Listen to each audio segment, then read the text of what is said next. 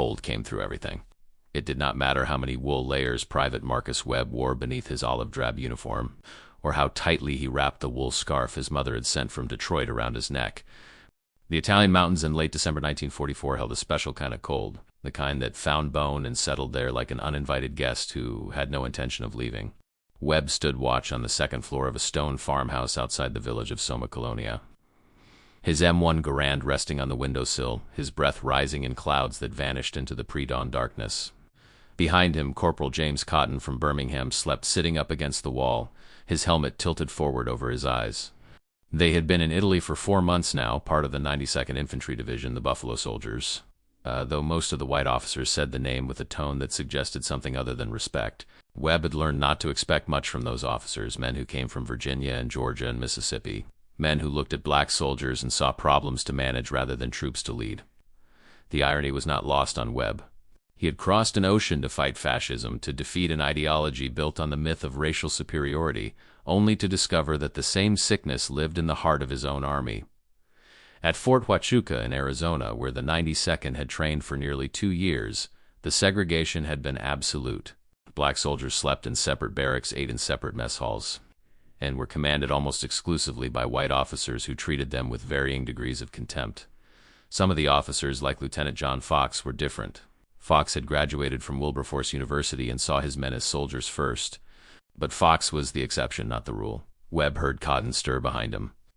A moment later, the younger man was at his side, peering out into the darkness where the mountain slopes fell away toward the valley floor. "Anything?" Cotton asked. "Not yet, but they are coming. The partisans say the Germans have been moving troops into position for 3 days. Intelligence thinks they are planning something big." Cotton nodded slowly. Intelligence... That word had become something of a dark joke among the men of the 92nd.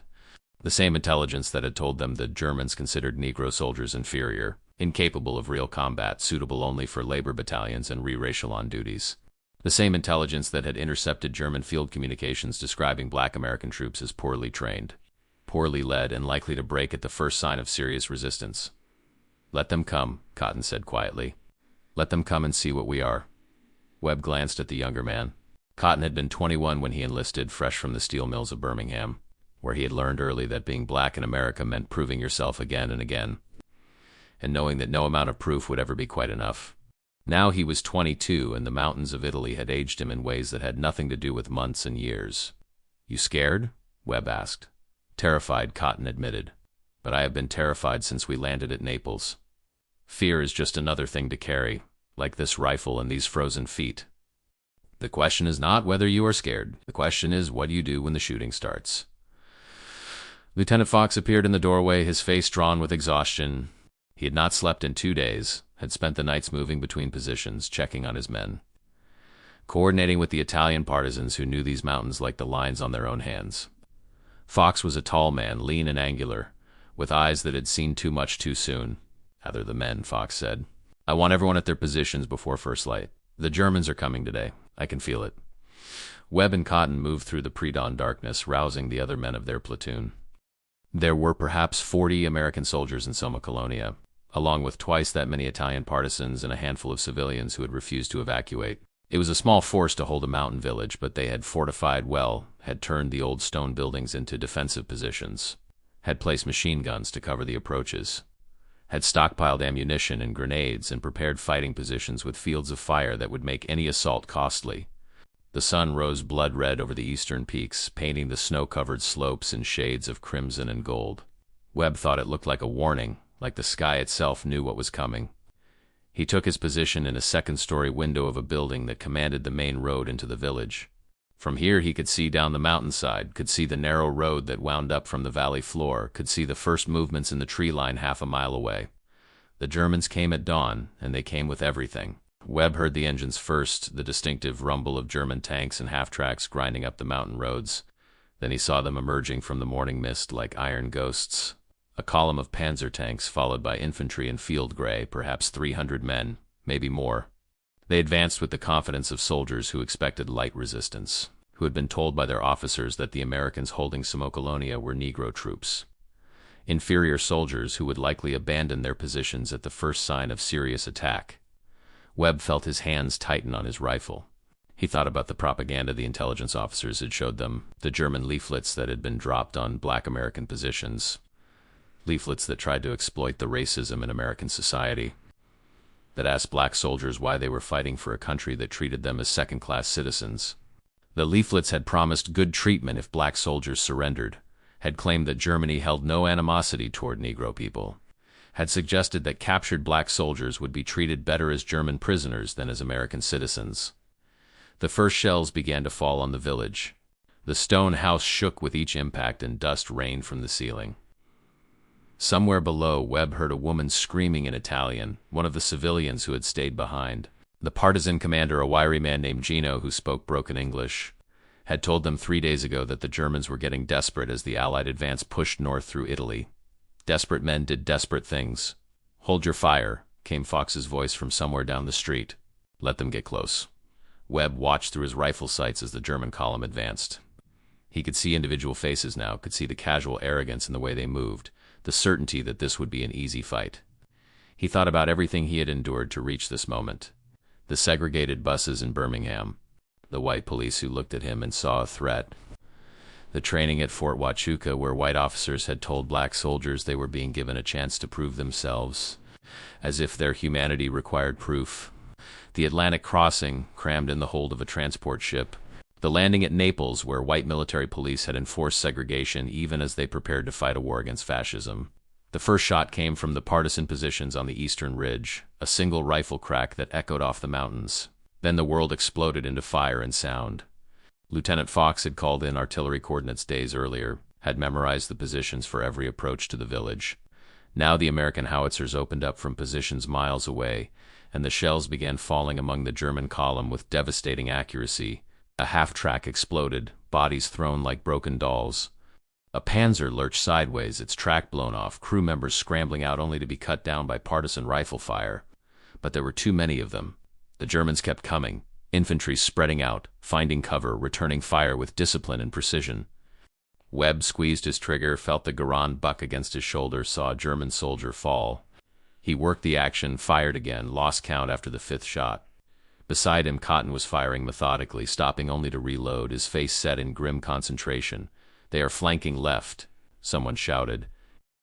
Webb swung his rifle toward the sound. German infantry were moving through the ruins of a bombed building, trying to work their way around the American position. He fired twice, dropped one soldier, wounded another. The wounded man screamed in German, a sound of shock and pain that cut through the battle noise. Webb felt something twist in his chest, but there was no time to think about it, no time for anything except loading and firing and staying alive. The battle went on for hours. Webb's world narrowed to the weight of his rifle, the kick against his shoulder, the smell of cordite and blood and stone dust. His ears rang from constant gunfire. His hands moved automatically, aim, fire, work the action, aim again. Around him, the house was being systematically destroyed by German return fire, chunks of wall exploding inward, wooden beams splintering. But he could not stop shooting because if he stopped, the Germans would keep coming and everyone in the village would die. Sometime in the afternoon there was a lull. The Germans pulled back to regroup, leaving their dead scattered on the approaches to the village. Webb slumped against the wall, hands trembling so badly he could barely hold his canteen. Cotton was alive beside him, blood running from a cut on his forehead but otherwise intact. They looked at each other and said nothing because there was nothing to say. Corporal Webb appeared in the doorway, his face black with powder smoke. "Fox wants everyone who can move at the command post. They're coming again, and this time they will not be so confident." The command post was barely standing, its roof partially collapsed, walls cratered by shell fire. Lieutenant Fox stood over a map spread across a wooden crate, talking rapidly into a radio handset while partisan runners came and went with reports from the perimeter. Webb counted perhaps 20 American soldiers still combat effective, plus perhaps 40 partisans. Against that, the Germans still had at least 200 men in armor support. Fox put down the radio and looked at his assembled troops. In the dim light, Webb could see the exhaustion on every face, but he could also see something else, something fierce and unbreakable. "I have called in fire support on our own position," Fox said quietly. "Division says they cannot send reinforcements, not in time. The Germans are going to make one more push before dark, and they are going to come with everything they have. I need every man who can hold a rifle." "What about withdrawal, sir?" someone asked. Fox shook his head. "The partisans have civilians in the cellars. Women, children, old people. If we leave, the Germans will execute everyone they find. The SS does not take prisoners in these mountains, especially not Italian civilians who have been helping us. We are all that stands between these people and a massacre." He paused, looked at each man in turn. "I will not order anyone to stay, but I am staying." Nobody moved. Webb felt something shift inside him, some fundamental understanding clicking into place. This was why they had crossed an ocean. Not for the white officers who called them boys, not for the country that still lynched black men in the South, not even for the abstract idea of defeating fascism. They were staying for the Italian mother he had heard screaming that morning, for the partisan fighters who had shared their wine and treated them like heroes for each other. They were staying because someone had to stand. "Sir," Webb heard himself say, "those intelligence reports said the Germans think we cannot fight. That we'll run. I think we have already answered that question. Now let us make sure they remember the answer." Fox almost smiled. "Get back to your positions. And remember when the artillery falls. Get as low as you can and pray." The German attack came at dusk, and it came with desperate fury. Tanks rolled up the main street, infantry following close behind, flamethrowers lighting up the gathering darkness. The defenders met them with everything they had left, which was not much rifles, grenades, one machine gun that Webb had salvaged from a destroyed position, and a courage that came from knowing they had nowhere left to run. Webb fought from a hastily constructed barricade thrown across the street, firing until his rifle barrel was too hot to touch, reloading mechanically, picking targets, firing again. He saw Lieutenant Fox appear in the street carrying a Panzerfaust, a German anti-tank weapon they had captured earlier. Fox did not hesitate. He stepped into full view of the approaching Panzer, aimed carefully, and fired.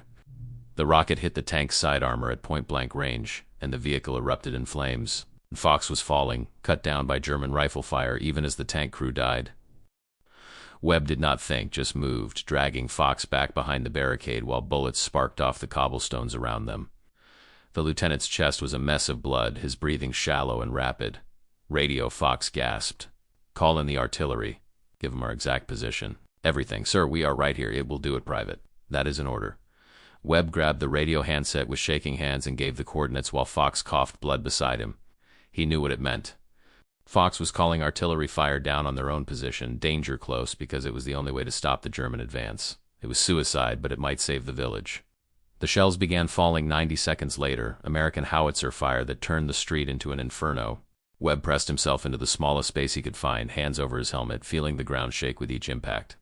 The world was fire and noise and the screaming of wounded men in both English and German. He could not tell if he was alive or dead, could not hear anything except the ringing in his ears, could not see anything except smoke and flame. When the barrage lifted, the silence was worse than the noise had been. Webb crawled out from behind the barricade, ears ringing so badly he could not hear his own breathing. He found Cotton somehow still alive, found Corporal Anderson staggering from what was left of the church tower. Lieutenant Fox was dead, eyes open to the darkening sky, but the German attack had broken. They were pulling back, leaving the street filled with their dead, retreating down the mountain in disorder. They held Sommocolonia that night, and through the next day, reinforcements finally arrived. White troops from the 85th Infantry Division who looked at the handful of black soldiers and Italian partisans with something like disbelief. They had been told to expect a massacre, told that the 92nd Infantry Division could not hold against a determined German assault. Instead, they found a village still in American hands and a field of German dead that testified to the ferocity of the defense. Webb was there when they brought in the German prisoners, perhaps a dozen men who had been cut off and captured by the partisans. They looked shell-shocked, traumatized in a way that went beyond normal combat fatigue. One of them, a young corporal who spoke halting English, kept staring at Webb and the other black soldiers with an expression Webb could not quite read.